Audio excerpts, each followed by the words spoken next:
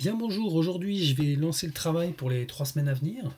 Donc pas grand chose, des révisions, des petites choses qui vont permettre d'enclencher pour la rentrée, retravailler sur la notion de fonction et sur la géométrie dans l'espace, donc le repérage dans l'espace. Alors un premier point, c'est je voudrais que vous retravailliez un petit peu la notion de fonction avant d'aller sur le chapitre qui s'appelle fonction affine, qui est tout simplement un certain type de fonction que vous allez beaucoup revoir en seconde générale et en seconde professionnelle. Donc c'est bien de bien le maîtriser cette année, de mieux le maîtriser. Donc pour la notion de fonction, je vais vous mettre ce lien de maths en poche et je vous conseille de faire les exercices qui sont là. Mais déjà, moi je vais vous demander déjà de faire ceux qui sont dans lecture graphique. Ok, d'en faire quelques-uns, voire tous, ce serait bien. Donc pour se rappeler, alors dans ma poche il y a des aides quand vous n'y arrivez pas. Donc par exemple vocabulaire et notation, ici, si je reprends la courbe, donc on sait que le premier point des coordonnées c'est l'abscisse, l'autre c'est l'ordonnée, donc l'abscisse c'est à l'horizontale, l'ordonnée à la verticale. Moins 4, on a vu que c'était l'antécédent, moins 5 l'image. Donc qui est-ce qui a pour image moins 5, c'est moins 5 qui est l'image, et bien c'est moins 4 qui a pour image moins 5 normalement. Alors ça arrive de se planter, moi le premier entre image et coordonnées. Imaginons que je me plante justement, ici imaginons que je mette l'inverse, vous allez avoir une aide qui va s'enclencher. Pardon, je me suis trompé. Voilà, c'est trop de réflexes. Alors là, je vais mettre une erreur exprès. On sait que moins 5 a pour antécédent moins 3, donc moins 3 c'est l'antécédent, donc je vais me tromper exprès pour que on voit apparaître l'aide. Voilà, vous cliquez sur l'aide et vous avez une fonction transforme un nombre en un nombre. X, voilà, petit rappel des choses qu'on a vues, devient Y. On note Y égale F parenthèse X. On dit que X est l'antécédent de Y par F. Voilà, l'antécédent est sur l'abscisse, le F, l'image, est sur le graphique.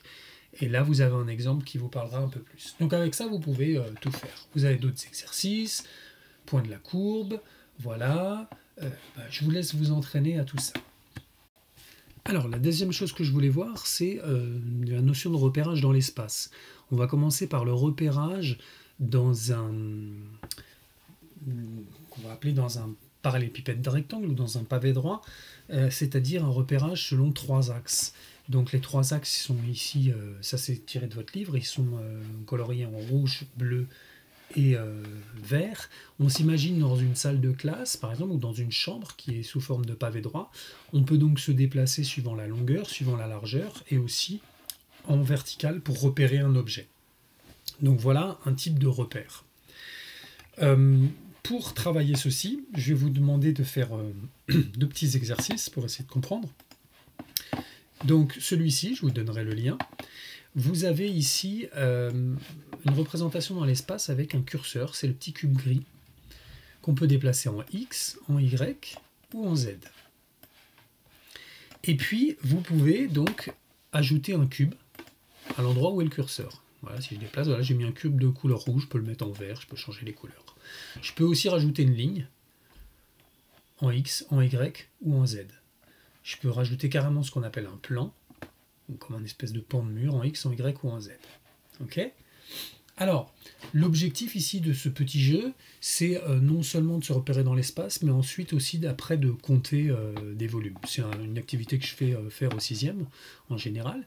Donc si je prends le solide numéro 1, voilà, qui est proposé ici, vous voyez, l'objectif c'est de le représenter.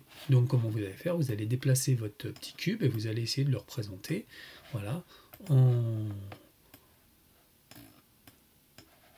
Bon, je le fais en rouge, normalement il faudrait que je change la couleur en vert. Voilà.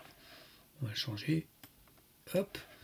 Donc à chaque fois je mets un cube, ensuite je peux augmenter, etc. Et donc vous allez essayer de reproduire la forme, et en faisant ça vous allez pouvoir compter les cubes et répondre à la question ici, c'est-à-dire quel est le volume occupé par cet espace-là. Vous pouvez ensuite changer de solide, faire le solide 2, le solide 3, etc. etc. Donc ça, je vous laisse en faire autant que vous voulez. C'est un très bon entraînement pour comprendre cette notion de repérage dans l'espace. Donc ensuite, vous avez un exercice interactif ici. Donc je vais vous donner le lien aussi. On vous demande de placer le point de coordonnées 3, 2, 0. Donc on commence toujours par X, ensuite Y, ensuite Z. Donc X, je vais mettre 3. Ensuite 2 en Y, donc je vais me déplacer de 2. Et ensuite 0, eh ben, ça veut dire que je ne me déplace pas à la verticale, donc je le place ici. Voilà. 3, 0, 0, donc là c'est pas trop difficile, ça va être ici. 0, alors cette fois-ci j'ai 0, 6 et 7, je vais avoir mon point qui est ici. Alors là ça devient un peu plus compliqué parce que moins intuitif.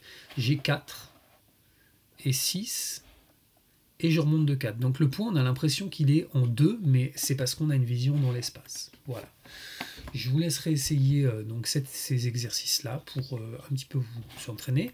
Et vous pouvez vous référer aussi à votre livre, page 240. Et ensuite, je vous demanderai donc, à la rentrée, on va commencer à faire des exercices aussi à partir de ce livre.